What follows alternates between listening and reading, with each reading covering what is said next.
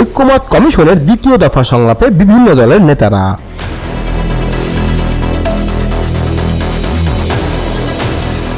দেশের বিভিন্ন রাজনৈতিক দলের প্রতিনিধিদের সঙ্গে জাতীয় ঐক্যমত কমিশনের দ্বিতীয় দফা সংলাপ শুরু হয়েছে।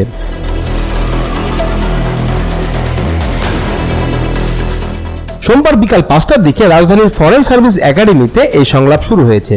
ফরেন সার্ভিস একাডেমিতে প্রধান উপদেষ্টার সঙ্গে এই সংলাপে বসেছেন সালাউদ্দিন আহমেদের নেতৃত্বে বিএনপির প্রতিনিধি দল, নায়েবে আমির সৈয়দ আব্দুল্লাহ মোহাম্মদ তাহের ও সেক্রেটারি জেনারেল হামিদুর রহমান আজাদ নেতৃত্বে জামাতের প্রতিনিধি দল, এবি পার্টি, গণ অধিকার পরিষদ, বিপ্লবী ওয়ার্কার্স পার্টি, গণসংহতি আন্দোলনের প্রতিনিধিরা, এনসিপির আহ্বায়ক নাহিদ ইসলাম, সদস্য সচিব আক্তার হোসেন, যুগ্ম আহ্বায়ক সরোয়ার তুষার, জমিয়াতে উলামায়ে ইসলামের মঞ্জুরুল ইসলাম এফেন্দি, ইসলামী ঐক্যজোটের মহাসচিব মাওলানা সাখাওয়াত হোসেন রাজির নেতৃত্বে প্রতিনিধি দল সহ বিভিন্ন রাজনৈতিক দলের প্রতিনিধিরা।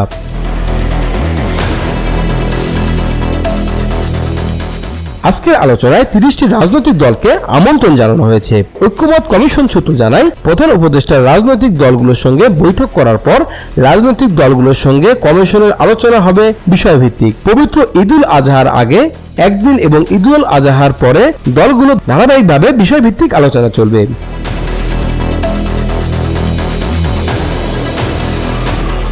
বিশেষ করে সংবিধান সংস্কার কমিশনের যেসব মৌলিক প্রস্তাবে এখনো পর্যন্ত ঐক্যমত হয়নি, সেগুলো এই পর্বে বেশি গুরুত্ব পাবে। রাজনৈতিক দলগুলোর সঙ্গে আলোচনার মাধ্যমে ঐক্যমতের ভিত্তিতে জুলাই সনদ তৈরি করার লক্ষ্য রয়েছে ঐক্যমত কমিশনের। এর আগে প্রধান উপদেষ্টার উপপ্রেস সচিব আবুল কালাম আজাদ মজুমদার বলেন, এই সংলাপের মাধ্যমে জুলাই সনদ চূড়ান্ত রূপ পেতে পারে।